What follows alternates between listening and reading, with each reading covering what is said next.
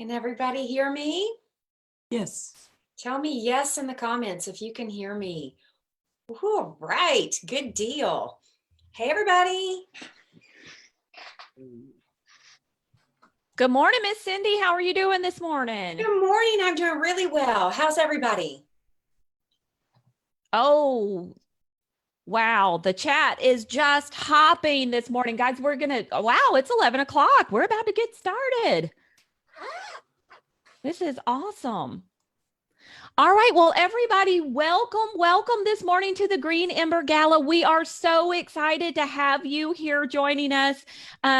There's a bunch of rabbit talk going on in the chat this morning. So many people have rabbits, and Micah and Mila say that they are waiting for Ember's End to arrive today. So, ooh. Mary is on chapter 11 of Ember's End. So many excited people. It is so good to see you guys here. It's so good to see you guys who are joining us on Facebook. And we're just so happy to have you. I want to start by just going around and doing a few introductions here before we get started. And then we have some winners to announce, and we're going to jump right into our event. So this allows everybody to have a few minutes to get on. Michelle said, thank you for autographing her book, SD Smith. You are an awesome guy. Wow. You're welcome. That is wonderful. My name is Pam Barnhill, and I am from Your Morning Basket with Pam Barnhill. I have a podcast all about homeschool morning time, and you can find me at pambarnhill.com. And they have said that I get to kind of host things today. So I am super excited to get to host all of these wonderful people for you. Now, we're going to go around and introduce everybody who's here, or actually, we're going to let most people introduce themselves. But before we do that, happy birthday, Anderson K. That is awesome that it is your birthday today and you get to do this. So fabulous. I want to introduce our very special guest that we have on this morning. He really kind of needs no introduction. You guys know him. His name is SD Smith, and he is the author of the Green Ember series of books, including the book that we are here to celebrate today, the brand new Ember's End. And we're going to get into a little bit later, is this like the very last book of the series or not? We want to talk about that, but we're going to make you wait for that one. Sam lives with his wife, Gina, and their 4 kids in West Virginia, and they are actually a homeschooling family. Wonderful, wonderful family. Oh, Jeannie is already throwing questions out about what does SD stand for. We'll try to get to that one later too. Sam is also the co-founder of Story Warren, which is a website that helps parents foster the holy imagination in the children that they love. And his stories plant seeds of truth, goodness, and beauty in the hearts of readers, young and old, which is something that we really need right now. So we are so happy to have you here, Mr. Smith. I am so excited to be here. I didn't realize I was going to be singled out. I'm not prepared for that kind of attention. Thank you. Used to it. I'm excited to be here too. You know what, Pam? Is it possible to? I found this out doing something the other day, but if in the chat sometimes kids or people they ask questions or stuff, or talk about stuff that can spoil things for other kids, and I've already seen some people say they're just starting on the second book or something. So if that would really help people. We had that the other day where a lot of people were spoiling things by saying, why did this person die? So anyway, maybe we could be gentle or considerate of each other and not have any spoilers at all. That'd be really nice. Okay, I am so glad you brought that up. Yes, this is a no spoiler event right here. So please make sure that you don't give away any vital information that's in the books. You may think, well, I want my question answered, so I'm going to ask that question, and you don't realize, no, don't even do spoiler alerts. No, don't even announce spoiler alert, because it's so very difficult not to see what's going on in the chat. So please make sure that you don't do that. because we don't want the ending spoiled for anyone, including me. So I have not finished the last book. So please don't spoil it for anybody. So yeah, thank you so much for bringing that up, Sam. I appreciate it.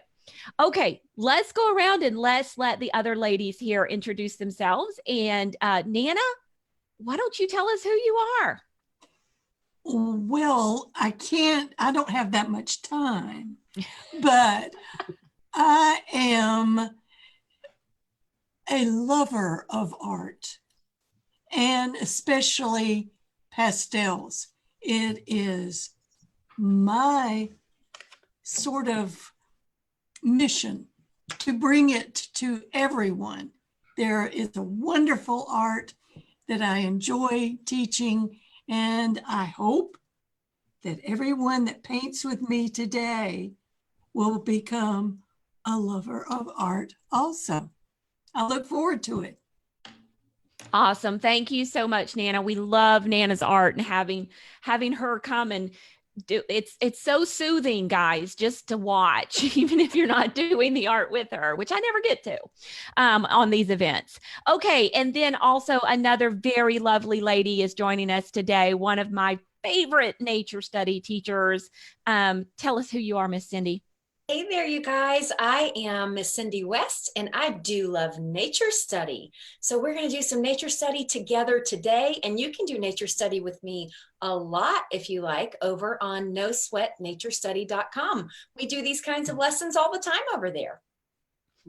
Okay, awesome, awesome. Okay, so we are about to turn it over to Miss Cindy, and she's going to start to the event. And let me let you know how this is going to go. For Miss Cindy's lesson, if you have basically just some blank white paper, if you have a nature journal, that's fine. We also asked you in advance to get a pencil will work. Colored pencils are even better, or even if you just have crayons, that's fine too. And Miss Cindy is about to lead you through the nature study. After that, we're going to send it. We'll come back on. I'll come back on and kind of transition you guys to Nana. Nana's going to do the chalk pastel painting with you guys. And if you don't have chalk pastels, just use what you have. If you have markers, if you have crayons, you won't be able to blend quite the same, but you'll still be able to participate. And then you can come back later and maybe watch it again when you can get pastels. And then finally, we're going to come back on myself and Mr. Smith at the end and answer all of your questions that you guys have for him. So that's how it's going to go. Each segment is going to take between 15 to 20 minutes. And then we'll wrap it up at the very end with the Q&A.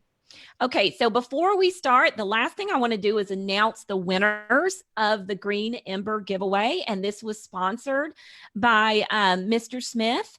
And we had 2 different sets of books, autographed hardback books to give away, and then 2 different sets of audiobooks.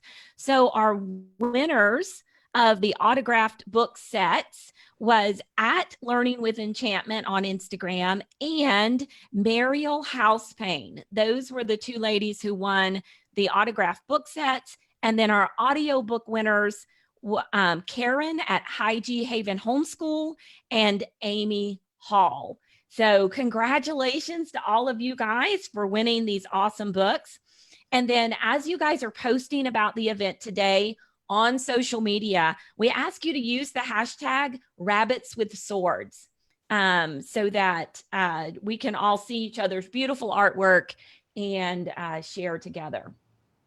Okay, I am about to turn it over to Miss Cindy, and you guys have a great time doing nature study. The rest of us will be back in just a little bit.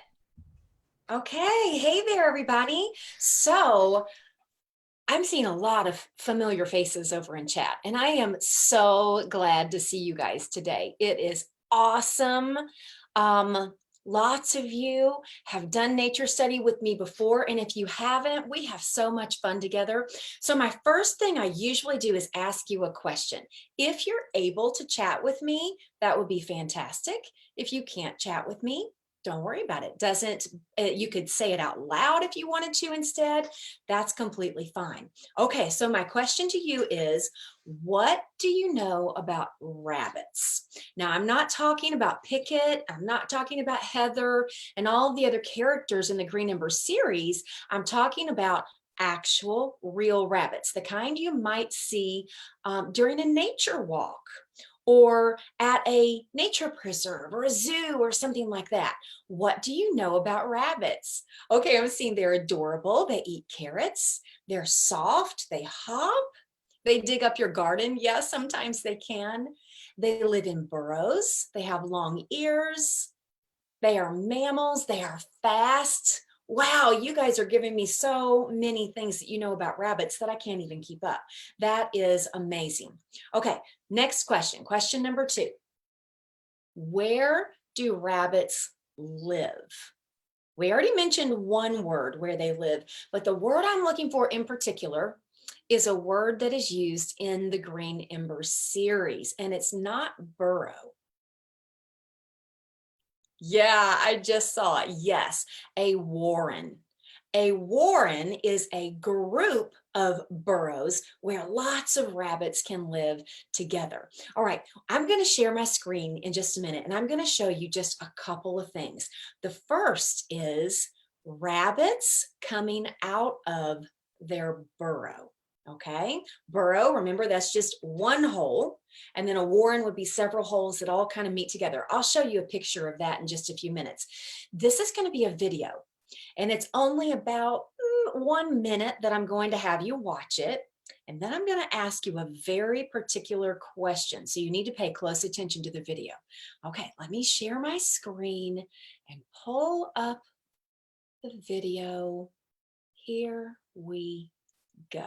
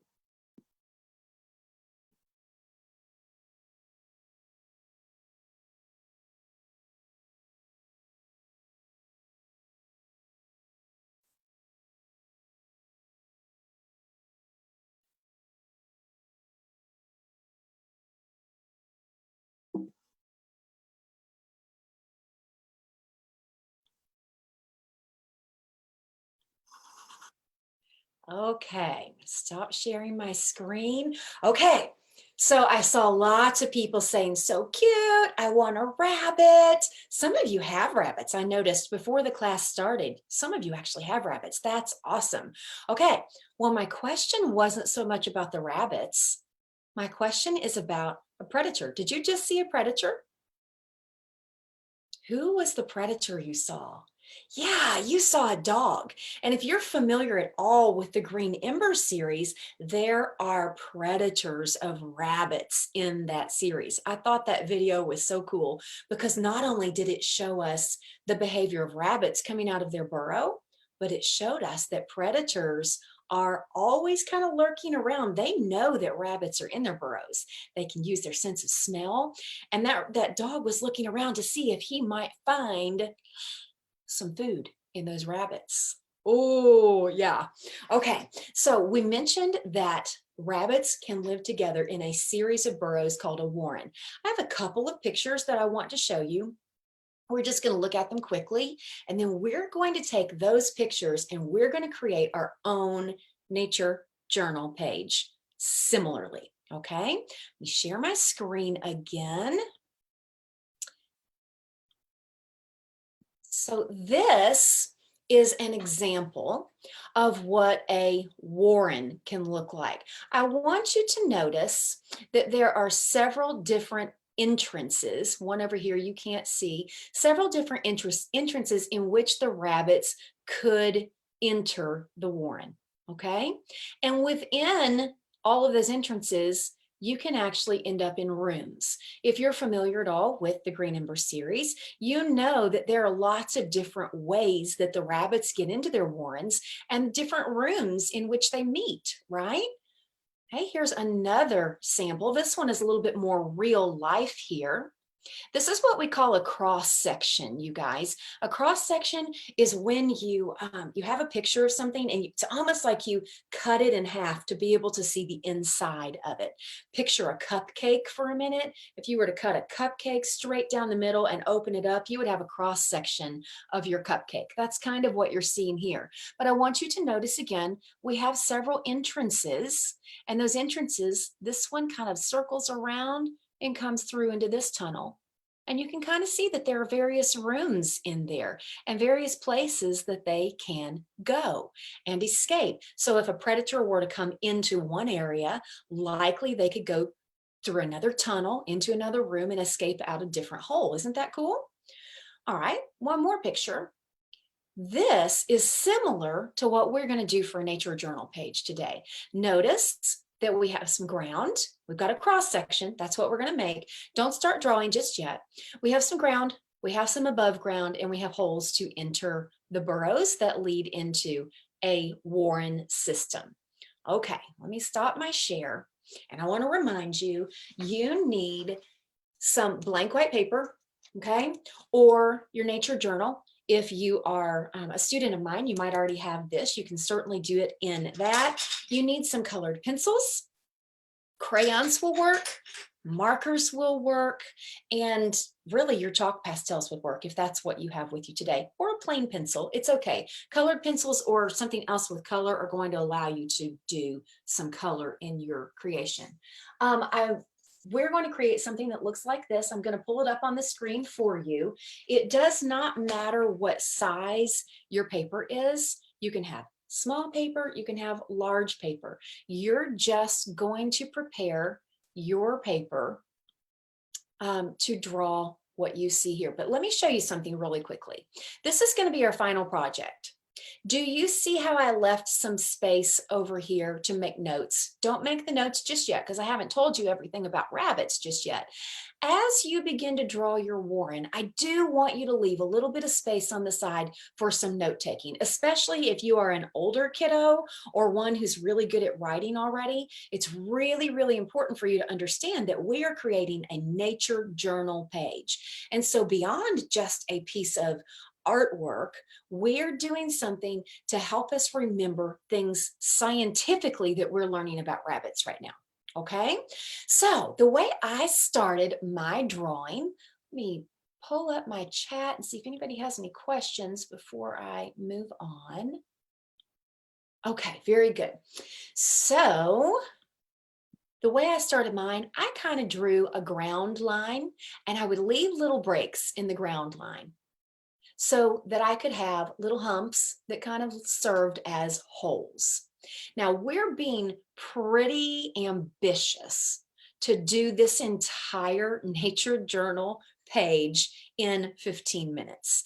It's okay if yours is not as intricate as mine, and it's okay if you don't get finished before I end my lesson. You can always watch the replay of this and come back in and take notes where you need to take notes or learn to draw something if you need to learn to draw something, okay? So I do not want you to stress if your page is only halfway finished when we're finished with this, okay? All right, so that's how I started, a little line with some little entrance holes. And then I built my tunnels with some little rooms from those holes. And I just kind of kept my line going so that I didn't close off any of the little rooms. It was almost like I was creating my own maze where I didn't want anything to be connected. Are you following my arrow there? Yours does not have to look like mine. And I want to point something out to you while you're drawing your tunnel system. Miss Cindy is not a fantastic artist. Doing nature journal pages does not require you to be a fantastic artist, because remember, I just told you that we are trying to learn some scientific things and take some notes, and then our sketch helps us remember what we learn. So if yours isn't perfect, you don't feel like it's something that you would want to hang on your refrigerator, it's no big deal, because we're simply drawing some things to help us remember that what we are creating is a rabbit warren. So what I did after I created my little maze system, I did just some little ground with some hills on it. And you can tell that I colored my hills in lightly with green to represent grass. I colored the dirt around the warren a little bit darker brown, and then the dirt inside the warren a little bit lighter brown. Yours does not have to look like mine. You may use whatever colors you like. You may use whatever darkness or lightness you like. This is your nature page. Mine is just a sample for you to kind of use as a guide, okay? And then I created just a few very easy rabbits to show that the rabbits can be in different rooms in the warren, okay? And one thing I would like you to do is, at least in one of your rooms, I would like you to put at least 2 rabbits to remind yourself of something I'm going to teach you about rabbits. And that is that they are social creatures. That means they like to be with others. Not only do they like to be with others, being with others is important for their safety. It's kind of a defense mechanism to have several rabbits together to fight against or protect one another against a predator. Okay? All right. What I'm going to do is tell you some facts about rabbits. I'm going to pull up a new page that will show you exactly what you see here and some of the facts that I'm going to teach you. And that way you will have a reminder of some of the things you can learn about rabbits. When you're finished drawing your warren, you can write some of these notes. Okay? So let me tell you a few things that I know about rabbits. You guys already told me they are mammals. Mammals are warm-blooded animals. They feed their babies milk. They have live births, okay? Rabbits are what we call small mammals. So rabbits do not get as big dogs or wolves or coyotes. They are what we call small mammals. They can still be fairly decently sized. Your bigger rabbits are going to be maybe the size of a cat, all right? But you can also have smaller rabbits that aren't quite the size of a cat. Rabbits can have a lot of babies in a year. They can have 3 to 4 sets of babies a year. And let me read my notes here. Each one of those sets of babies can have up to 8 kits or kittens. All right. Now, there's a reason that rabbits are able to produce so many babies so many times a year. And those of you who, everybody should be drawing, so I don't want you to chat with this, but I do want you to call this answer out. Why do you think they would have a need to have a bunch of babies in a year? Predators. Yeah. There are lots and lots of predators who will eat rabbits. So predators of rabbits can be wolves. They can be predatory birds. Are those familiar to the Green Ember series? They are, aren't they? Other predators of rabbits can be dogs and cats. I said predatory birds. Maybe we need to talk about that a minute. So predatory birds are the ones that have big claws and they can eat bigger animals. Those are your hawks, your falcons, your owls, okay? Those are predatory birds and they swoop in. They can use their claws to lift animals as big as rabbits. And then I will spare you the details of how they eat the rabbits, but then they do. So rabbits are very much prey for predators, which is why there are a lot of rabbits that can be had in one year to protect their species. Okay. Rabbits are also herbivores. If you know what an herbivore means, say it out loud. You don't have to put it in the chat. What does an herbivore mean? It has to do with what they eat. Right. Herbivores eat plants. They do not eat meat at all. So you can find rabbits eating grasses. And some of you said they will dig up your gardens. Yeah, they will eat some of your garden food. You can also find them eating berries and even tree bark sometimes. Isn't that interesting? Okay, so those are the ones that I have noted here for you. I do have a couple of other facts that I will tell you, but I want to remind you that your drawing is first, your note taking is second. One thing I would really like to make sure that you always get on a nature journal page is some kind of title. So if you could stop what you're doing and write a title on your paper really quickly, mine I simply titled Rabbit Warren, Green Ember Gala. That allows me to remember when I learned about this and what exactly it was that I was drawing, okay? And then you're welcome to write these notes or a couple others that I will tell you. Let me see. Rabbits and hares are similar, but they are not the same. In fact, hares are usually larger than rabbits. They have longer legs, which means they can jump a little farther, and they have longer ears. And some, I think I said rabbits. I meant to say hares. Hares are the ones that are bigger, with bigger legs, bigger jumps, and bigger ears. And hares, some of them can actually change their fur color from winter to summer. Winter would be white to hide themselves, camouflage themselves in the snow, and then the summer would be brownish to camouflage themselves in the woodland areas where they are. And that reminds me, I probably ought to tell you that rabbits can be found in woodlands and forests and even grasslands, and surprisingly some wetlands will have rabbits living there. Isn't that interesting? I already told you rabbits are social. The groups that they live in are called colonies. So those are a few more facts about rabbits for you that you are welcome to add to your page. I know that I've gone through a lot in a really short amount of time. And I know that some of you are going to say, but I'm not finished even drawing, much less writing my notes. I want you to remember what I said. It's okay. This was a pretty significant nature journal page for us to attempt in 15 minutes. Normally, my No Sweat Nature Study live lessons are about 45 minutes long. So we have much longer to not only learn about the things we're learning about, but to create our nature journal pages with some really good notes. So those of you who have never joined us for those, we would be happy to have you. We love having new students, and this gives you a little mini lesson for what we do over there. And if you loved it, come see us. We would be happy to have you. One thing I always tell my students is it makes me incredibly happy to see your nature journal pages. Just so incredibly happy.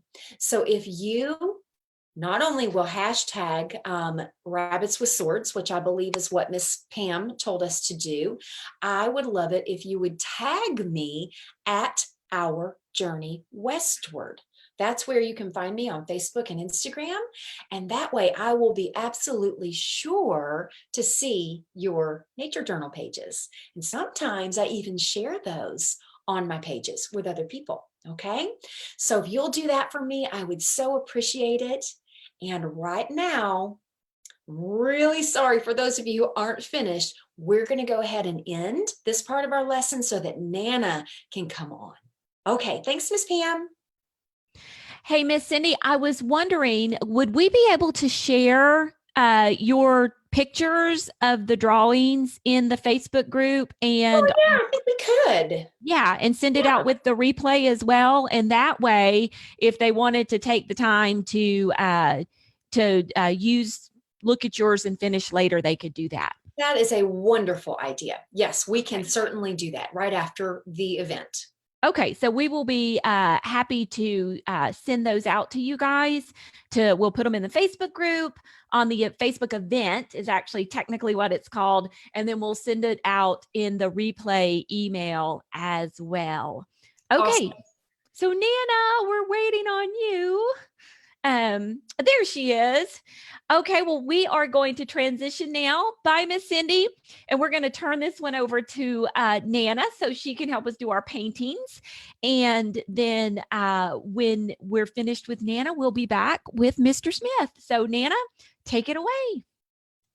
Hello, artists. I am Nana.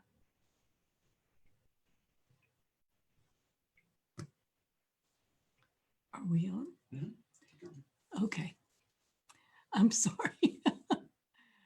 We are here today to have a wonderful time painting an original painting of a rabbit, not the two main characters, but just one rabbit. Now, when I was working on this painting, I tried to put two rabbits in there, but it just didn't work. Sometimes, when you paint, you just think, well, it would be better with just one. So it's up to you. I give you a lot of leeway. This can be Pickett or this can be Heather. So that's the first thing we're going to get straight, is that you're the artist. Now, we're going to go over a few housekeeping things for those of you that have never painted with me. This is a piece of white construction paper. Now, if you don't have white construction paper, you may use white copy paper. Easy peasy. Get it out of the machine, put it on your table. Now, underneath here, I have a sheet of construction paper to help hold this down, because sometimes we just move all around the table. Okay, now we're going to talk about pastels. When we talk about pastels, we say, we're going to paint today. And you have in your mind, okay, I guess I better go get my tubes of paint and some water. My paint. No, this is paint. It is. It is dried pigment, and it's mashed into a nice, hard sort of consistency to where we can use it. These are called soft pastels. Now, I have 3 different kinds of pastels here, and I just brought them out to show them to you. Over here, we have these long, skinny ones. They're called new pastels. And I have found that they're the most glorious things to sketch with, because sometimes when you're trying to draw a rabbit with a clunker like this, it is just not the same. So we have these. Now, if you don't have these, it's okay. Don't worry about it. You have your regular soft pastels, which I recommend you start with these, because there are all sorts of colors. You can get a basic set for less than $10, and you'll see if you like drawing with them. Okay, next we have a moist paper towel, or this is a baby wipe. And I have found this is great for when you want to go from like a yellow like this to a dark brown like this, and you have yellow or brown, see, on your fingers, and you say, oh, I don't want to mix that up. So you just give it a little wipe. That's all there is to it. And I think other than that, we're going to position our paper. We're going to make it vertical like this, long ways, because this is going to be the basis for our story. All of our paintings tell a story. You cannot make mistakes in pastels, and I'll show you how. Okay, let's get started. All right, we have this wonderful sheet, all blank. It's like a page in the book. So we're going to fill up our page. And here we go. We're going to start with, I think, this dark brown. And we're going to go over this way and over this way. Now, this really doesn't look like much of anything, does it? But it helps me to remember how to center things. Next, we're going to take a black and we're going to put our singular rabbit all by himself. And while we're sketching him, we'll tell a story. It's not going to be a very big rabbit. Now, rabbits have a sort of jelly bean shaped head, and that's his head. Now, this rabbit is resting today. There's his ear. And then we're going to give him his chest. He's way down here at the edge of the painting. And here comes his back.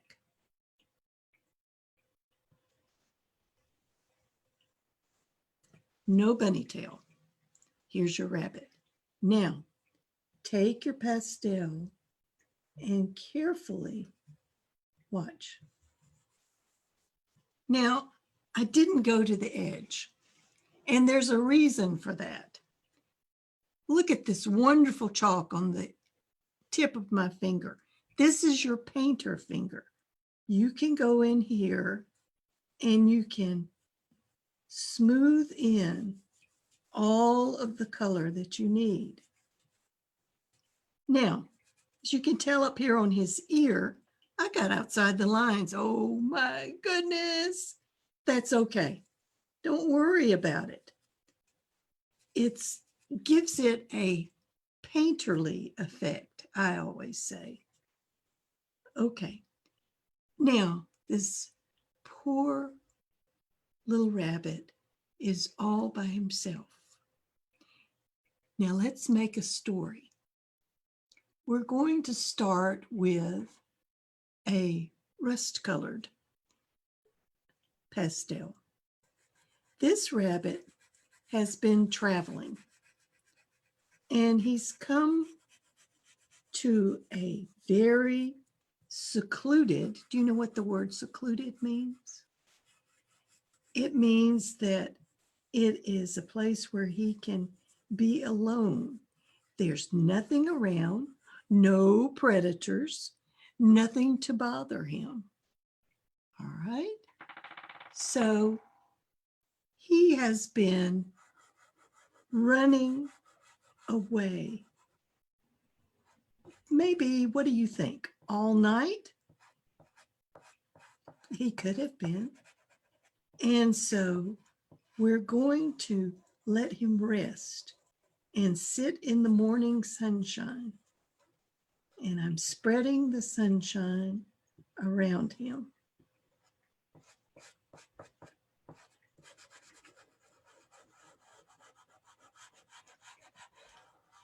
You're going to be able to see how this scene works as we go along. You can go ahead and take your yellow and have it meet the rust colored. This can be early fall or the end of winter. It's up to you. Now, this is a very dark brown. It's a black brown. That's what it's called. And you can color these hills, this little hill. He's sitting in a valley. Now, that doesn't look very pretty, does it? Okay, your fingertips go to work. Look at this. You can smooth this pastel in very quickly. Take it to the edge. Now, as you can see, the edge is not as dark as it is right next to the rabbit. Okay. All right. Now, we're going back to the rust color. We've got to get some fall leaves in. Now, I am just sort of patting this color on. Can you hear the pastel kind of doing a tap dance? That's what I want you to do. Have your pastel just do a tap dance on top of the dark leaves that have already hit the ground. Just almost like little short strokes.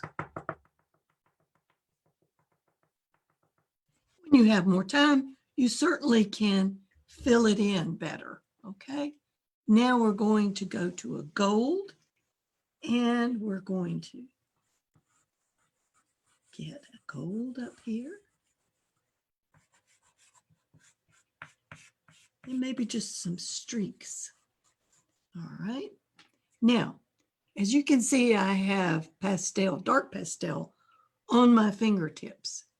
I am taking it off as best I can, and I'm going to smooth it in. Now, if you get a little dark brown on there, hey, that's okay. It's all right.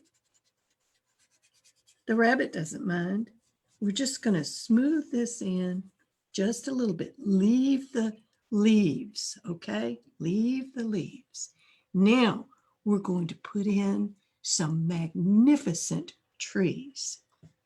And here we go. Here's the first one. Now this is a deep, dark, old forest that he is resting in. And these trees have been here for a long time. This one's going to be a little bit bigger. And this one beside it, his friend, is going to be a little bit bigger.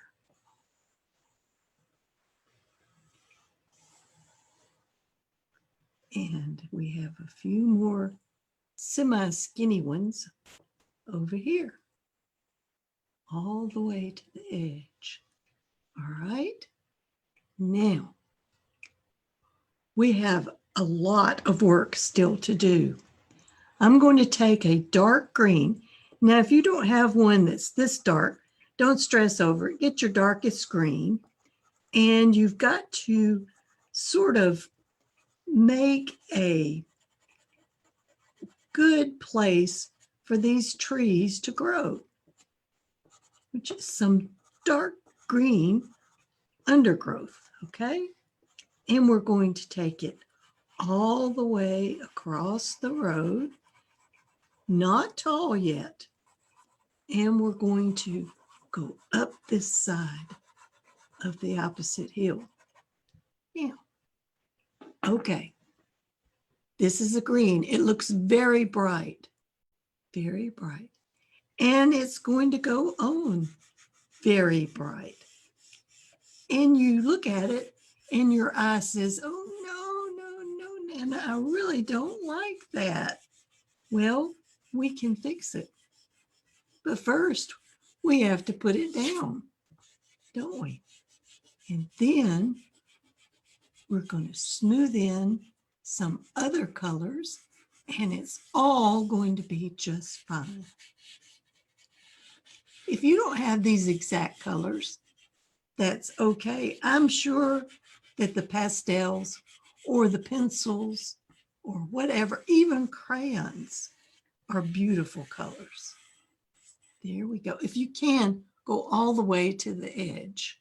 All right, put this crayon down because you're going to be using it again shortly. Now look at this light green.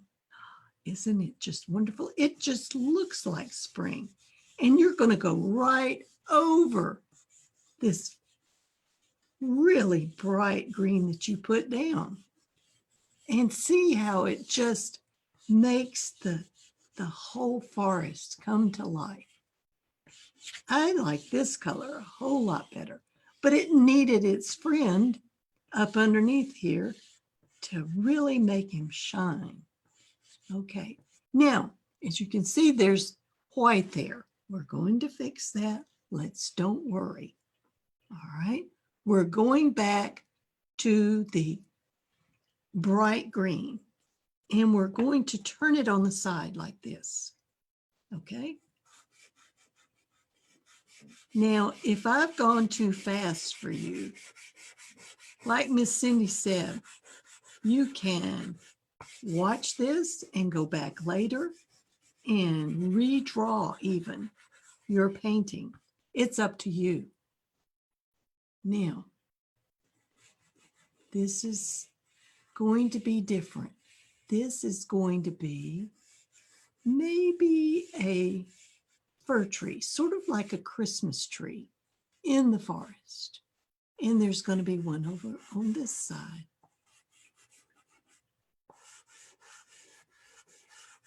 Now that's very strange, but we're going to fix it.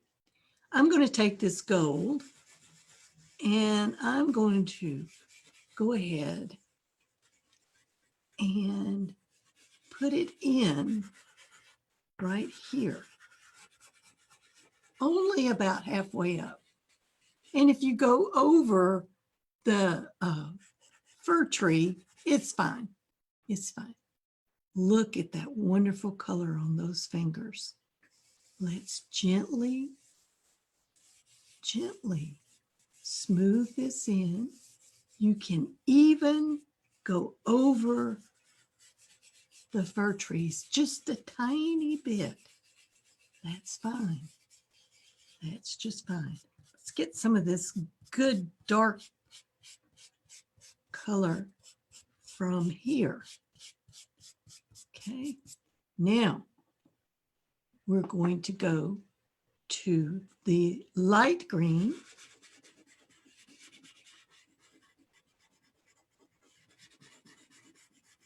Here we go. And we're only going to put a little bit there. And then I've got brightest yellow. And we have a lot of sunshine. We're going to put a peak of sunshine here coming in the tops of the trees. Oh my goodness. This makes for a great morning sunshine. Let's go back and we're going to go over the fir trees just a tiny bit. Gently, see how I'm just barely touching, barely touching.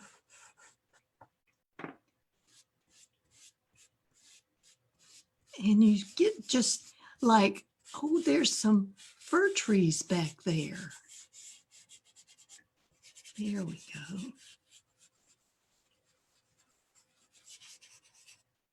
Now, we have a lot of chalk on this page. This is what I want you to do. Do not take it and blow it in your brother's face or your sister's face or your friends. Tap it onto the throwaway page underneath there. That's all you have to do. Now, we're going to go back and we're going to light up this forest just a tiny bit where the sun's coming in. Oh my goodness. I don't see how this this wonderful little rabbit can rest with all this sunshine coming in. We've got sunshine all over. And I think this is wonderful. Now, I'm going to give it a shot of really orange leaves up here. And you can kind of pile them up in between. I know I'm going fast, but you can watch the replay and you can get your leaves in, and it really will look like, oh my goodness, he's there. You can even put one out there in the middle, a couple of them. It will look like he's resting in a forest with lots and lots of leaves. This is a wonderful painting, just telling a great story. That's what our paintings do when you paint with me. We always love to tell stories and imagine what is going on. I would never, ever attempt to, do a real painting of a real rabbit, because for one thing, they would not stand still for me, I'm sure. I'm thinking I might just go ahead and put one tree over here. And then I'm going to take it and make it just sort of smudgy. Over here, we've got to put some tree limbs.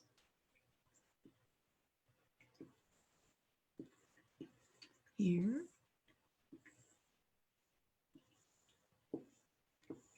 And then we are just about finished. You can go ahead and put, see, I can't stop. You can put a little bit of sunshine here on the pine trees. I think that would be just fine. It helps. All right, now, this is what I want you to do. I want you to take your very favorite pastel that you used today, and I want you to sign your name here in the corner. Right like that. There's a big N for Nana, because I'm the only Nana that's sitting here right now.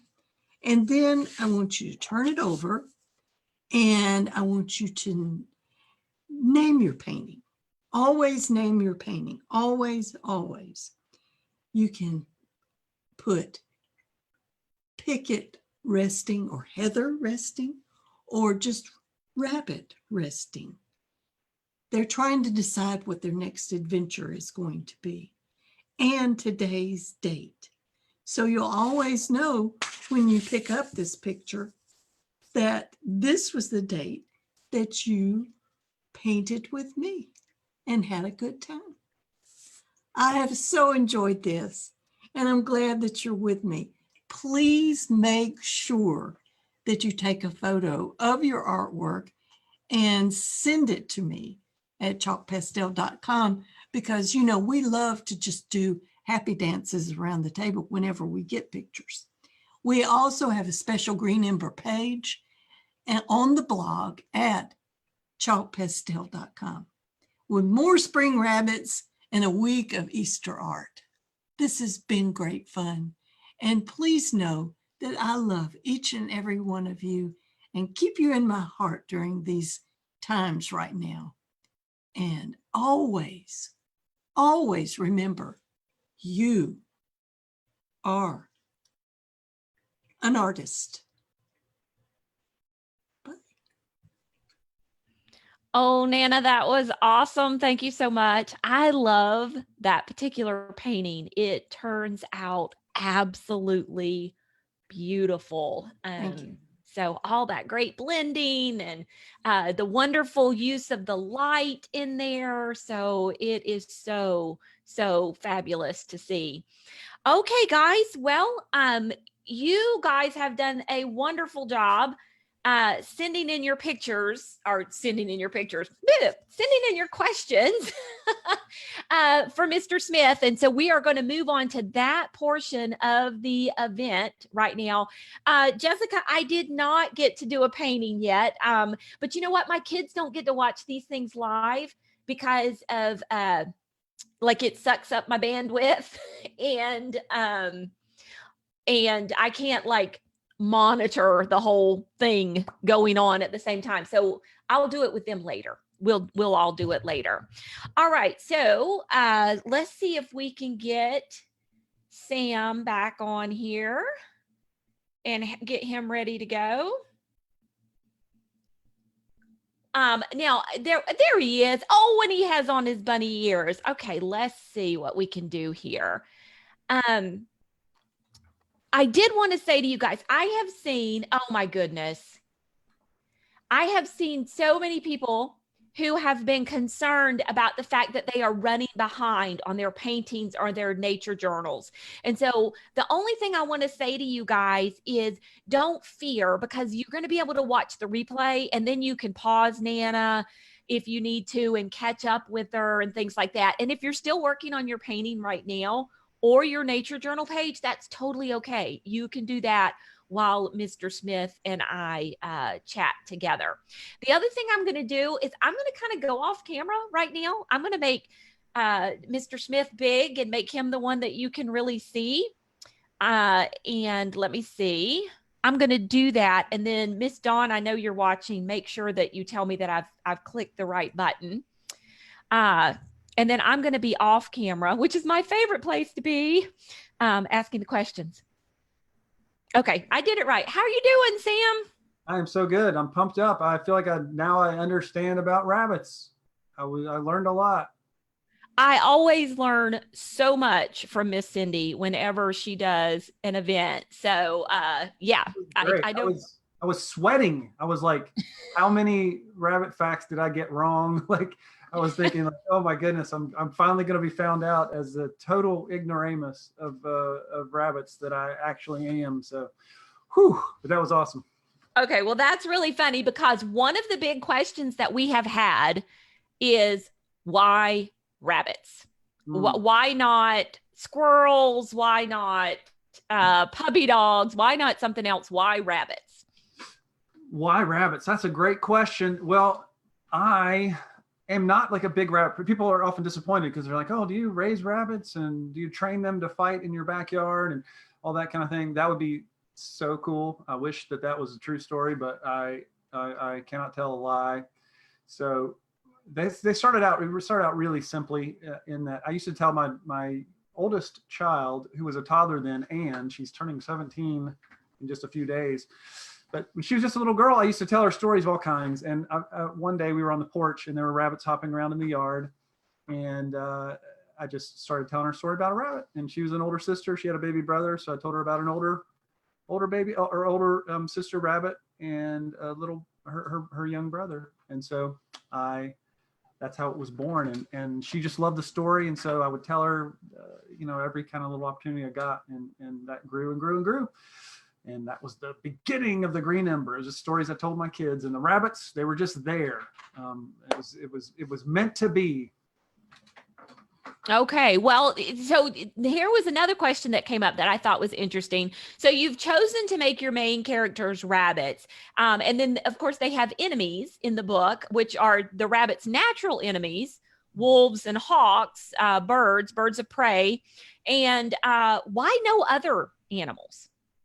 That's a good question. And initially, it has sort of gotten focused as it's gone on. In the beginning, there were more sort of other possibilities, but I really want to, part of writing, I know a lot of you kids probably out there are writers, storytellers. And one of the things, it's kind of like a magic trick. You kind of have to say like, look at this hand, look at that hand. And then you're doing something over here. Like, don't look over here, look over here. That's part of sort of all art, definitely storytelling is like, look where I want you to look. And so if you live in a world where there are just endless amounts of other animals, and what if they're people, and are there tanks, and are there airplanes? And I don't want people to think about that. I want them to be really narrowly focused, because the stories are not about just, it's not a lesson about the animal kingdom. Like we got one of those today about rabbits, and that was so fascinating to me. I absolutely loved it. It was really, really cool. And that's like sort of exploring the world that God made, and his storytelling, which I just love. And so my stories are more about people. They're more about personalities. They're more about the characters and what they're going through and the struggle that they're going through. So that's what I want people to focus on. I don't want necessarily people to be thinking all the time like, well, what if this kind of animal comes? So I really try to focus on, this is about the rabbits, and the rabbits are really personified. They're stand-ins for people. So I want us to focus on what's going on, their internal struggles, that kind of a thing. And so I've simplified their conflicts. Their external conflicts are just really simple. Culturally, probably unfairly, maybe we have a lot of like sort of cultural cachet, a lot of memory about sort of wolves being bad guys, which again, maybe not fair, but that's sort of true. The same with like snakes and other things. So that's just kind of using that to simplify. Like we understand, oh, wolves are dangerous to rabbits, so are birds of prey. And so it's very simple. That's not where I want the complexity of my stories to exist. I want the complexity of my stories to exist in sort of their moral component, like their dilemmas about betrayal or the kingdom or loyalty or love. So I really want I want the kids, the readers, to feel, to identify with the characters, not to be thinking of them so much as animals. That's sort of just like a way of accessing the bigger, more important story to me. Which is sort of that like big epic struggle. Okay. Yeah. And I love that. And I had never thought about it that way, not being a fiction writer myself, like that part of your big job is focusing them in on what the part of the story you want them to pay most attention to. So we've had a lot of kids asking for writing advice. And I think that's a really great one for you guys to maybe take a note of and stick down in your writer's notebook, is that it's a lot about focusing the attention where you want it to be. And so narrowing down into what you want your topic to be, which brings me to another question that a mom actually asked. Do you teach your kids writing, or does Miss Gina teach them writing? Good question. I would say that most of the kids, most of their formal sort of, so to speak, education is carried out by Gina. But we're sort of like, probably, I'm sure a lot of you guys, we're kind of learn all the time kind of people. So I would say that they're kind of constantly being taught storytelling and learning. That's kind of the way we converse. It's our conversation. If we watch a movie or we read a book or something, we're talking about sort of how the storyteller did well at this, and how they explained something, how they were generous in this way. So I think that more formally Gina is doing that, which is kind of I'm sure maybe the experience of a lot of homeschoolers. But I feel like I'm not absent. I feel like I'm involved, and I certainly, and some of my older kids are doing more intentional writing. Like they're really good writers, I think. And so I'm doing a lot more like one-on-one, but it's almost like a peer-to-peer kind of a thing. My kids help me with my stories. They examine them and say, I don't know if this part's working, and I sort of help them too. So it's almost like just life discipleship, walking along the path together. It's kind of the whole sort of philosophy of life, and it gets thrown in there. It's like, it's not something that like, now we're going to sit down to do this. It's like, that's sort of who we are as a family. That's part of our culture and identity. So it catches me off guard a little bit, because I'm like, no, I don't do it. But then when I think about it, yeah, we're doing it all the time for sure. Okay, awesome. Yeah, and that's such a great thing to think about, is that learning can happen everywhere, and it really probably permeates so many of the conversations that go on in your house. And that was another question that we had was, a lot of people know by this point that you started telling these stories to your children, but how much over the years have your children had an influence on how the stories have turned out and what's gone in the books? That's a cool question, and I wish that I was like better prepared to sort of give the facts on that. Like, this happened on this date. I'm not much of I'm not as good of a documenter as I should be, but it's been an enormous influence for sure. both in shaping it when it was one-on-one, storytelling out loud, when the big kids were little. There was definitely an interchange, and then in the drafts, the more formal drafts of the manuscripts, they definitely have input. My oldest daughter Anne is a really excellent editor, and she always has good insights about something that's working or not. I often take a walk with the kids. I take walks with Josiah, my 14-year-old son, and he helps me through story problems kind of all the time. Ember's End, this last book, there's several, and again, we're not spoiling things, so we're not doing spoilers in the comments at all. We don't want to ruin things for people who haven't gotten very far in the books. But just some of the key moments in Ember's End, particularly, my son Josiah was very helpful with sort of saying, like, what do you think about this? What do you think about this idea? So yeah, it's like, if you built a house and, you sort of cut yourself and your blood is kind of in the timbers of the home. Like my kids' blood, this is really gross. Their blood is sort of in the DNA of these stories. Like they're in it, like they're part of the whole thing. So where the science is, like, where did that start and how, I don't know, but I know that, like, sort of poetically they're joined to this in this really intimate and special way that I'll never forget. The stories do not happen without them, for sure. Awesome. Awesome. So let's talk a little bit about your influences, because we've had a number of questions about your particular influences. So I have kind of like a little series of questions here. First of all, what were some of your favorite books as a kid? So I wasn't much of a reader as a young person, which is a real bummer. It took me a while to get going on reading myself. So I could sort of characterize this in two different ways. One is stories that were read to me when I was little. And then when I was a late teenager, I started reading. I was really late to the game. So if you start reading when you're younger and you're one of those boys who likes to read, then that's awesome. I love that. I love to hear about boys reading. It's so great.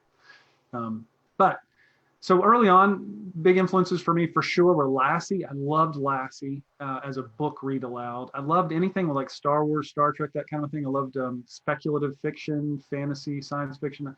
That was that expanded the horizons of my mind for sure. I loved the Chronicles of Narnia. I still remember where I was and how I felt when my mom read those books to us. When I was little, there was a book called Brother Andrew, which was about a missionary in Behind the Iron Curtain, which I loved. Little Women was massively influential to me because it sort of opened me up to the possibility of the vocation of a storyteller with the character of Joe March. That was very inspiring to me as a kid. And I love the stories too. I just recently reread it for the first time in a long time, and it's just wonderful. And then when I started reading myself as a late teen, it was Ender's Game. It was The Lord of the Rings. Just totally blew me away. The Hobbit and Lord of the Rings just set me on a course. I've always loved C.S. Lewis and J.R. Tolkien, and I know a lot of people do, and it's kind of cliche. I don't care. It's great. I love it so much. So there's that's massive for me. Okay, so one book you didn't mention, but somebody very specifically wanted to know about was Watership Down. Was there any influences there? She said your books remind her of Watership Down. This is Sophia. Did you get any inspiration from that story? Hi, Sophia. I didn't too much. I'll tell you what happened with that is that I heard about that, and some people, one of my really good friends, Eric Peters, who's a musician, he bought me a copy of Watership Down, and because I had in my mind, I'd been telling my kids these stories, I didn't want to read it because I didn't want to be sort of like intimidated. I knew it was, it's a really well-respected rabbit book, and I had these rabbit stories I'd been telling my kids for years, so I was sort of like, I didn't want to have any influence or to be intimidated by that story. So I waited till after I wrote The Green Ember before I read Watership Down, and I'm glad I did because that was really helpful. It's sort of my stories are really distinct from Watership Down profoundly. I think Watership Down they're much more real rabbits. I mean, that is a very rabbity story. It's so good. I don't think anyone will ever write a better rabbit story than Watership Down. It's so fantastic, and I love it. But it's so different that there's not I don't worry about too much influence one way or the other. That's just a book that I'm much more influenced by stories like Robin Hood or even The Lord of the Rings, I think, even though none of those very actively Watership Down, I don't feel like it's a massive influence. I'm just a major fan. It's absolutely wonderful, wonderful story. Okay, awesome. Well, let's talk a little bit about your location. So, something that a lot of people might not know about you is that you grew up in Africa as a missionary kid. And then now we've talked about the fact that you live in West Virginia. Have there been any influences in your books, either from Africa or West Virginia or both? Sure. So I was born and really raised until I was 12 years old in this area in West Virginia. So I had a pretty firm identity as a West Virginian when we moved to Africa. I was 12 years old when we moved. I turned 13 in South Africa, my first birthday, the day that Nelson Mandela was released from prison. And when we left, he was the president. So it was a very interesting time to be there. But I'm very profoundly influenced by where I'm from. I love West Virginia very, very much. And it's kind of in my bones really thoroughly. So yeah, I don't even know to the extent to which how influential that is in my stories. There's some ways you can kind of see it. There's a this won't spoil anything, but there's a secret citadel called Vandalia, which was an early possible name for the West Virginia area. Vandalia, and so the character of that citadel, which is pretty minor in the stories, definitely has some of the heart of West Virginia, some of the struggles, and then there's characters like in the Black Star of Kingston is about some coal miners and sort of heroic coal miners. And I always like the idea of it's not, it's part of the theme in my stories too, is that I love nobility and respect, and I'm not afraid of hierarchy or that kind of thing. I think we're drawn to that in Jane Austen and Lord of the Rings, that kind of thing. But I also love like the nobility of a sort of the common working man. I think that's really valuable too, and my stories indicate that, including these very specific coal mining rabbits in the Black Star of Kingston. So yeah, those are some particular things, but I think it's another thing where it's just I can't always sort of scientifically figure out how influential my upbringing has been. But I grew up for the first years of my life in a holler, this hollow between two hills, and I played in the woods like so much as a kid, and I was sort of I had this beautiful canvas for my imagination as a young person, and that was the hills of West Virginia. And so that's in me in a way that's hard to sort of express and identify, but it's deep, and I think it's impossible for that not to sort of flow into what I love and what I share with others in my stories. Yeah, yeah. Okay, so back to the writing process a little bit. A burning question. We've been asked this one by so many kids. How did you choose the names? Names of characters? Names of characters. Yes, not names of books. Sorry, names of characters. Well, okay, so I'll give you here's one bit of advice, and that is like, if you're a writer, stop worrying about it. It's not a big deal. It's a detail, but I think it's sometimes us as writers, we tend to think of stuff like that as this barrier, and we use it almost as an excuse to not write. Like, oh, I've got to figure out my names.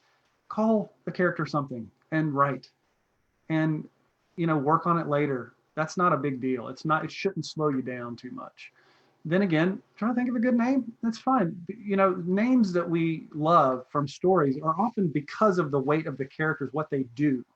Robin Hood, nobody cares about that name. That name doesn't, if you just said that, we didn't have the story, we wouldn't care. It's not, oh, Robin, it's like a bird, and Hood, nobody would care, but it has all kinds of power because of the story. So write a great story and the names become great. That said, for me, the characters, I had a couple of rules with them. They needed to sound, if possible, kind of rabbity. Like Heather and Pickett, I thought were really great rabbit names. I love those names. So those were kind of intentional. They came to me, and actually the main characters weren't called that at the beginning, but I thought those were the best names for that. And then so I tried to make it vaguely, rabbity if possible, as what I considered rabbity. And then I also went to, I wanted it to be simple. So I didn't want people to stumble. A lot of fantasy has these weird names like that you can't hardly pronounce. So it stops you. So a lot of kids are thinking like, well, how can I make something really interesting, really fascinating that'll arrest people? You don't really want people arrested. You don't want them to stop. You want them to keep reading. So John is good. You know, Mark is a good name. It's fine. And so just you want people to go. You want people to keep going. And I understand the idea of trying to be original, and that's fine. That does add some spice. But it's spice, you know, it's not the main course. Focus on the main course, focus on the action, that kind of thing. But I wanted my characters to be easy to pronounce and easy to read. I didn't want anybody to stop and say, how do you spell Helm? You know, you can read Helmer. You know, if you can read Helmer, and you can read Maggie, and you can read, you know, so Rake. I tried to make them very simple. And if they were the same as a name in English, I tried to kind of keep it with our sort of where I'm from, the English sort of speaking world, like our ancestry and our language. I tried to keep it sort of Anglo-Saxony, sort of tried to keep it on in that world a little bit. I also just wanted it to be easy to pronounce and easy to spell, easy to say, and just that was a way to try to be generous to kids reading, and I didn't want them to stop. So I wanted to keep the momentum going. Well, which is there a character in the series that is most like you? I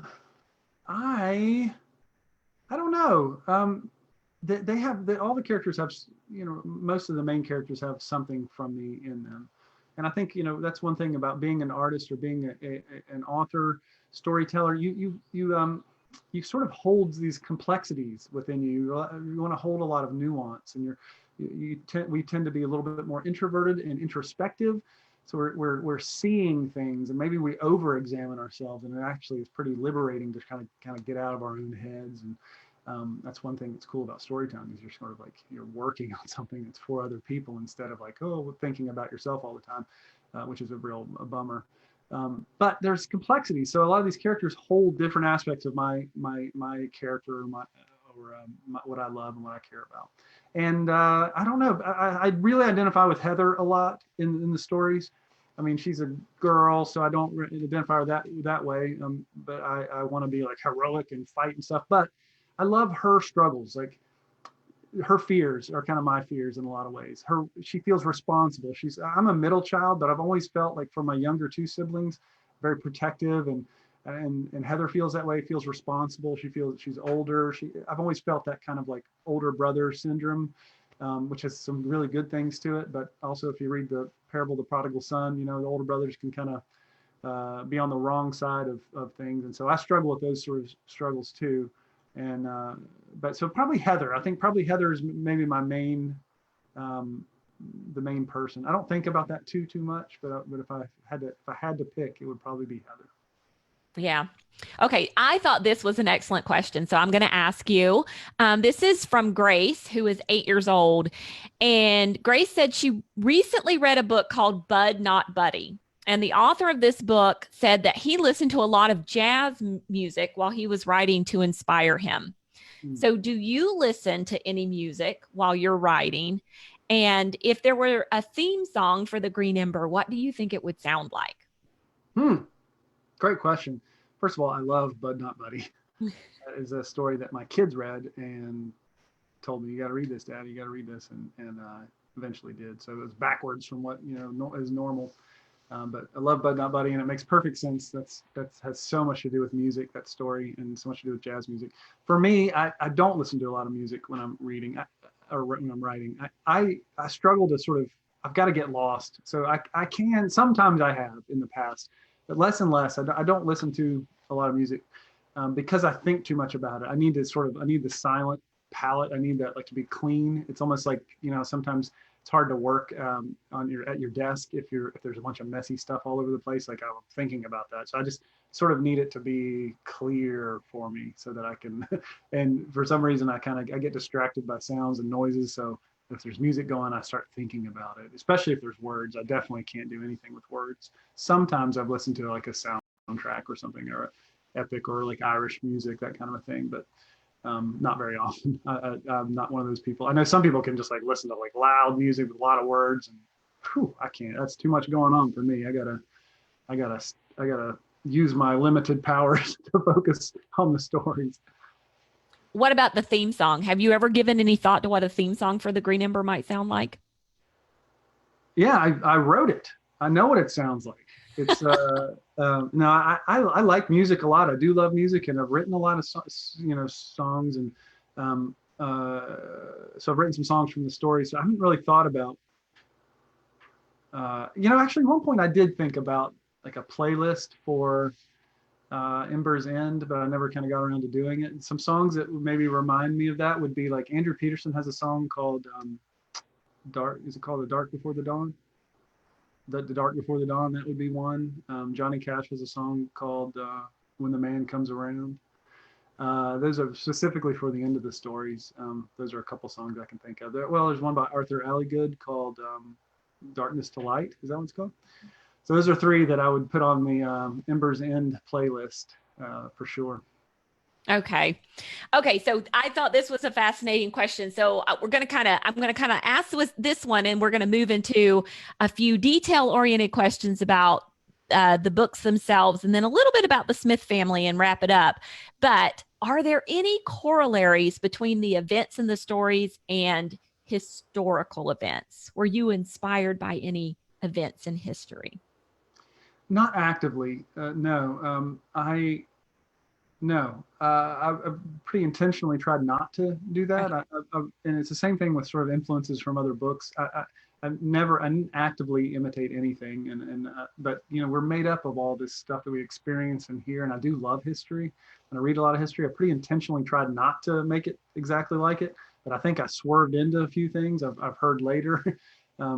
But no, the slave camps are not like exactly like a gulag or exactly like a concentration camp or something, but that all kinds of tyranny is boring. Tyranny and evil I think is boring and ugly. And so the kinds of tyranny and sin and ugliness and oppression are all kind of the same flavor. It's this wicked, gross oppression, dehumanizing, devaluing of life, devaluing of young life. So I think if you're reading the stories and you see some of that, you're like, that sounds familiar. And I would just say, yeah, it's familiar, because all wickedness and evil and heavy and a rebellion and oppression is just all the same kind of lame, awful stuff. And I'm not particularly interested in deeply exploring evil and thinking through it too much. I think it's pretty simple and mostly, and I think there are complex moral choices, but I think that's mostly going on with the good characters who are tempted by the lies of that oppression and that darkness. But I'm really interested in sort of like keeping that pretty simple, hating it, and making us feel good about opposing it and turning toward the light. So specifically, I didn't say like, oh, this camp will be like this camp or this, so no, not really. I didn't, again, I probably swerved into a lot of that. I think Mark Twain is the one who said that history doesn't repeat itself, but it rhymes.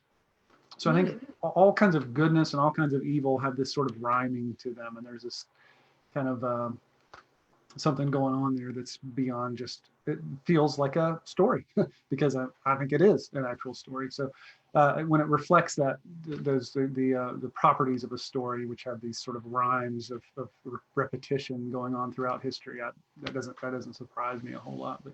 But I haven't intentionally created anything to be like a mirror or an allegory or this is like this. I've tried to just tell a good like sub-creative story, a story that's just makes sense on its own in its own world. Like what would happen if this happened, if they started off with Flint and Faye and they moved to the Golden Coast and then they took ships over to Natalia and what would happen? What would happen? What's kind of in the heart of man? Because these are people. What would happen? And so I tried to sort of play that out in an honest way so that you're not always thinking like, oh, he means this. No, I mean what it says. I mean the story. I mean it for what it is. I'm not trying to trick you. I'm not trying to teach you something secretly or something. No, it's a story, and I want it to feel authentic, feel real. Yeah, that's interesting. You said you wanted to tell the story of what's in the heart of man. And I mean, that's why I think history repeats itself so often, is that, that's what's in the heart of man. So We yeah, need help, yeah, Pam. We're in trouble. we do. We do. We're not going to figure this out on our own. No, we're definitely not, for sure. Okay, so oh goodness, like the little question I had just flew right out of my head. Um, I'm trying to be really good and get to as many of these as I can. Okay, let's talk about the book series itself. So we know that this is Ember's End, and this is the final book of the main series, but we also know that you have written some little secondary or offshoot books, the in-betweeners for the series already. So are we done with this setting and with these characters from you?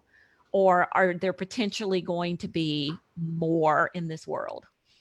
That's a great question. And my plan, I hope to, Lord willing, I hope to write more of the sort of side stories. And if you, when you read Ember's End, again, if you haven't gotten that far in the series, like I would read the whole thing. I would read the side and back stories. They are not like little sort of ancillary stories. Like you can read the main 4 books, and that's fine. It works that way. But it will be so much better if you read the other ones. I have a recommended reading order. If you go to sdsmith.net/FAQ /FAQ, that will kind of explain my recommended reading order for it, and which is the publication order. And I think it'll be so much more rich. I mean, it's kind of like, I don't know, you can read Huckleberry Finn without reading Tom Sawyer. Actually, that's probably a bad example. You can read the Gospels without reading the Old Testament, but it doesn't make as much sense. You know, when you read John with Genesis, and you see he's like talking about the same kind of things, and it's like this fulfillment stuff. It feels so much more rounded. So you can take like the path this way, but if you want sort of the more rounded experience and the more full, satisfying ending, I would read all the side stories.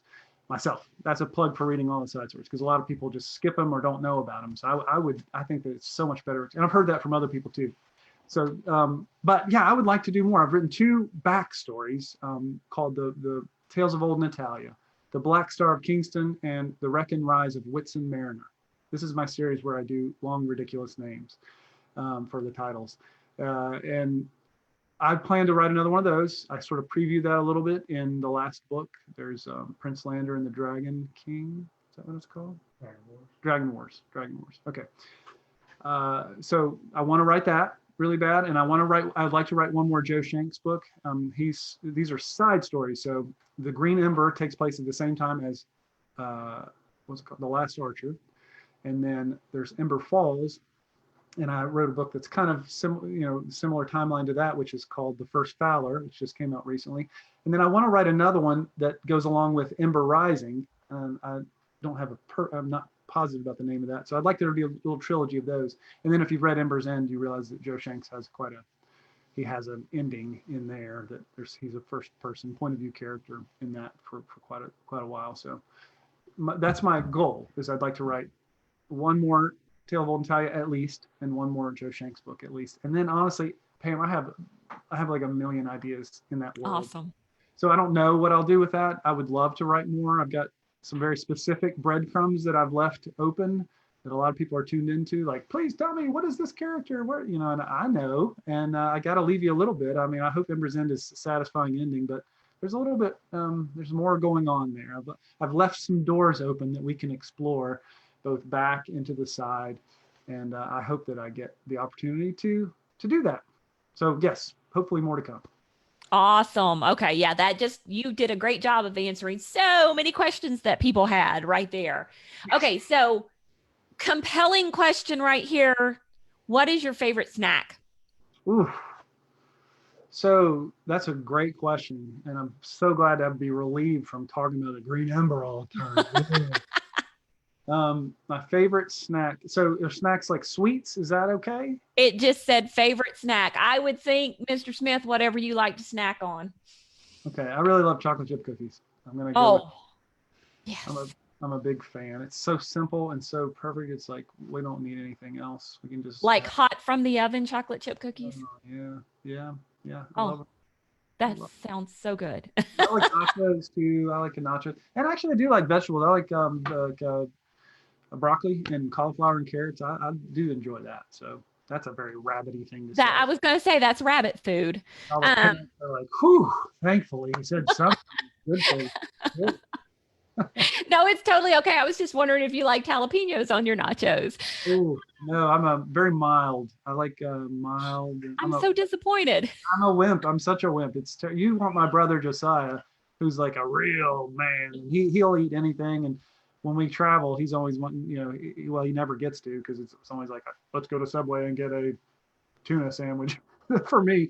But he likes every kind of. I wish I was him gastronomically. I wish I had his stomach, but I don't. Okay, so we're going to close this out with this question because I think it's going to lead into a wonderful opportunity for us. What has the Smith family been doing while quarantined?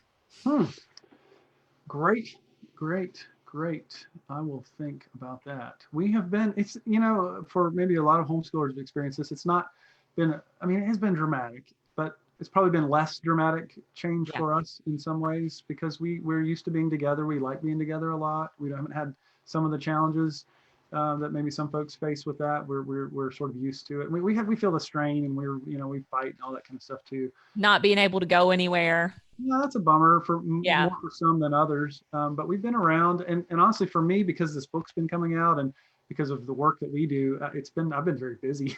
So I'm worn out from because there's all the normal stuff, but we've also tried to launch this book, and it's been a big shift. Like for you, Pam, we've had to change our plans from going on the road and traveling. We saw each other in Texas recently, and we thought we were going to see each other many more times this year, but and we thought I was going to get to see lots of people.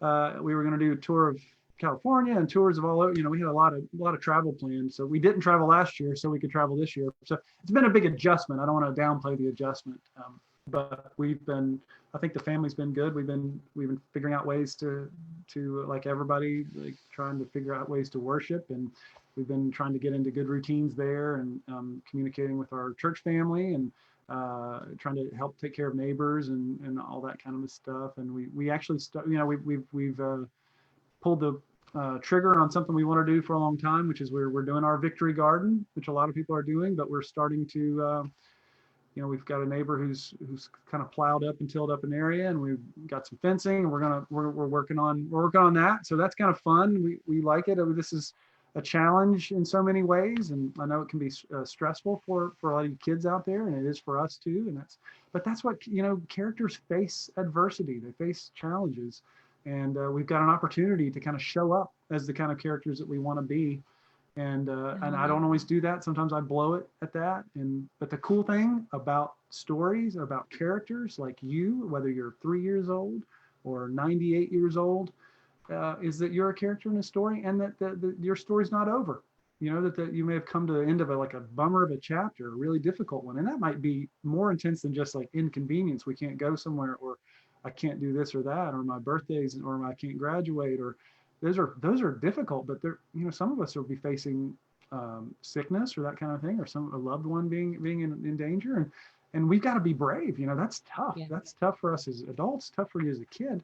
But the truth is, we always face those kinds of things, and this has revealed a lot of that, and it's intensified it. But the truth is, we're all going to go through these really tough scenes. We're all going to have, all going to have a death scene in our story. But for now, your story's not over, and you get a chance to go again. You get a chance to start a new chapter. You can be the kind of character that you would root for. Like, oh, look at that character. That's a 10-year-old kid who's got the world, by the tail, and could do about anything and have all kinds of stuff. And look at them. They're cleaning up after dinner without even being asked. They're loving on a little kid. They're saying, oh, no, it's going to be okay. Let me read you this story.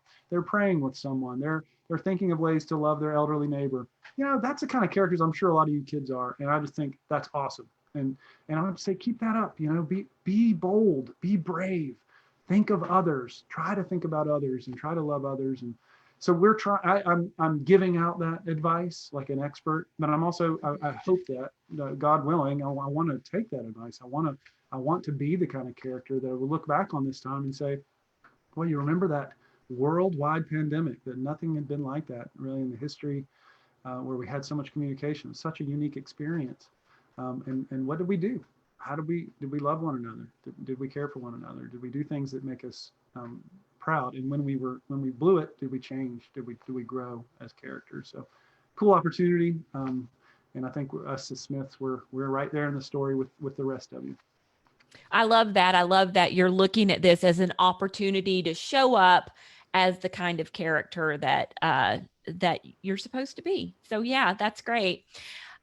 Okay, so I know that our family, we have been playing a lot more games together. So this is one of the things, because our schedule has been greatly reduced in the number of times we have to leave the house, which I'm not going to lie to you, is perfectly fine with me. Being the introvert that I am. You're not hugging a lot of people anyway. I'm not hugging a lot of people anyway. Yeah, no, not a hugger. So we're here and just really enjoying almost daily playing games together. We've had some lovely warm weather. We've been able to be in the pool.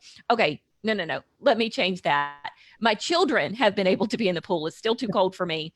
And movies on the back deck around the fire pit and things like that. So you guys actually have another thing that you do together as a family. And so I wanted to know, you guys play music together. So could we get you to end the event for us with a little song?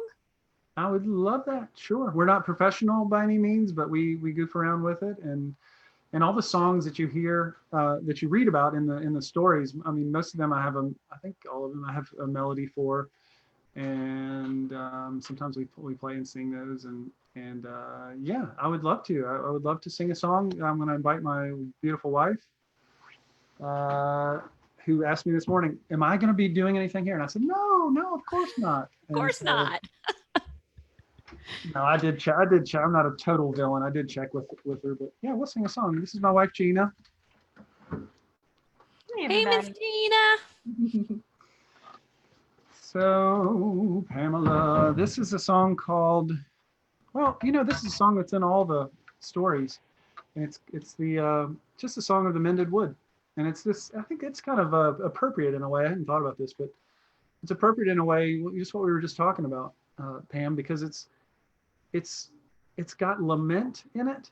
The verses are kind of like sad. They're sort of, oh, what's going on here? We have a difficult time. They're going through a very difficult time, and it's a lament, and that's kind of a cool thing. Again, that's a for my faith of Christianity and yours, Pam. We have this way to express sadness, and even anger. If you read the Psalms, there's an opportunity to say, like, I don't get this. Why is this happening? What's going on? We have room for that in our faith, and so I'm grateful for that. And this song kind of reflects that. There's a lament, an element of lament, especially in the verses. Like, boy, this is tough times. But our story isn't over, and so there's also an element of hope. And the chorus of this song, "It will not be so in the mended wood," is this sort of defiant anthem of hope. And I resonate. Again, it's not a one-to-one. It's not an allegory. I'm not trying to preach at anybody, but I do resonate with what these characters are experiencing, in that they are in the tough place. They're in the middle part of their story, but that they know their story's not over, and they're hoping for what's coming. They're hopeful about what's going to happen. And I feel like, what is life without hope? How can we go on without hope? And so I like that nuance. The song's almost a little bit, when you get done with the verse, it's almost hard to sing the chorus because it's like a different song. But maybe musically it's not the greatest thing in the world, but I think in the idea, I love it. So this is called The Mended Wood.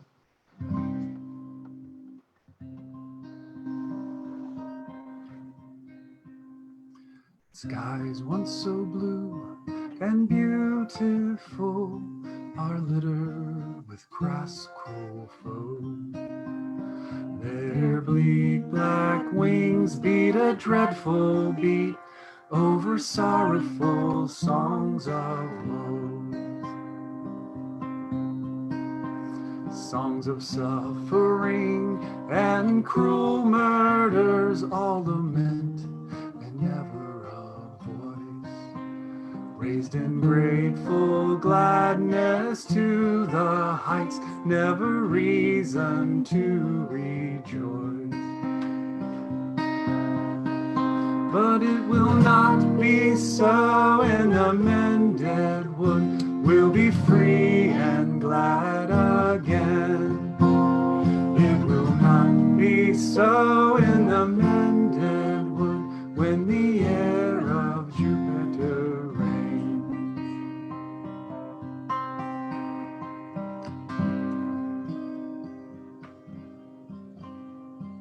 Skies once so blue and beautiful are littered with crass, cruel foes. Their bleak black wings beat a dreadful beat over sorrowful songs of woe. Songs of suffering and cruel murders, all lament and never a voice. Raised in grateful gladness to the heights, never reason to rejoice. But it will not be so in the mended wood. We'll be free and glad again. It will not be so in the mended wood when the air of Jupiter rains. No, it will not be so in the mended wood. We'll be free and glad again. It will not be so in the mended wood when the air of Jupiter rains.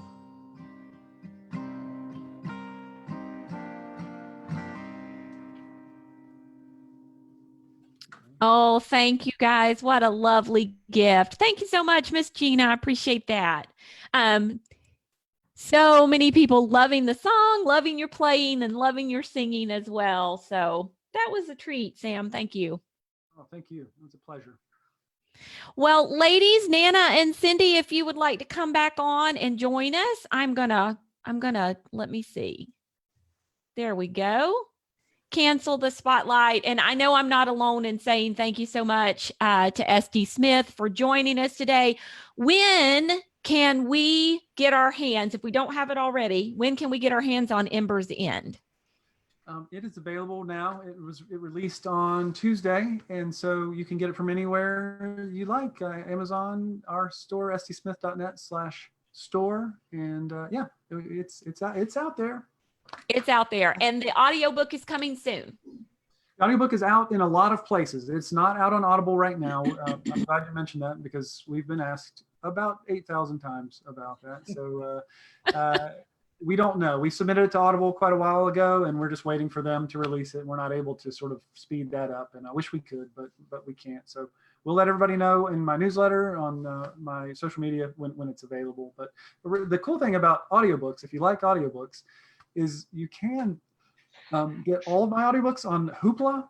If you've used Hoopla before, it's through your local library. If you go to hoopladigital.com, I think, or Hoopla, you just search for Hoopla audiobooks, and you can use your library if your library uses it. A lot of libraries carry, so you could actually, with no waiting, and they're all there except for Ember's End, and it will be there at some point. But that's kind of a good way to get an audiobook now if you don't want to wait. And is the audiobook available on your site? Can it be downloaded there?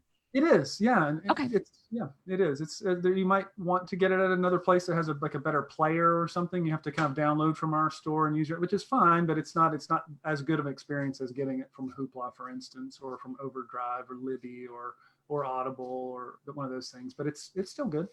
Okay, so if you're techie, I mean, for me, it's pretty easy. Techie, get my Mac, drop it in iTunes, and we can just play it from there. So if you're techie and you want to do that, and then also if you're worried about, delays in shipping or something, pick it up on Kindle. Ember's End is also available on Kindle. And so that would be a quick way to get your hands on the story if you're just impatient, which sometimes we are. So we really are. So thank you so much. And Cindy and Nana, thank you guys. Yeah, this has been so great today. It has. It has been wonderful. So enjoyed it. So much fun. And we're going to have the replay up. We're going to send out the pictures that Cindy posted as well, with the nature study information for your nature journal. And you'll be able to go back and paint again with Nana. And we love to be able to pause Nana and then hit pause again. There's a lot of people that want to pause, Nana. Just for a minute, just so we can catch up with you. That was such a beautiful painting. I love the painting. It was so pretty. Oh, thank you. Thank you so much. I So was awesome. worried that it wouldn't be what you were thinking. This is what I was thinking. So Yeah, it doesn't have to thank be. I you. love it. It was beautiful. Really, Thank really you. lovely. Very beautiful. All right. Well, guys, thank you so much. You guys have a wonderful rest of your day. And we just appreciate all of you so much. And we hope you had a good time. So thanks, everyone. Bye bye.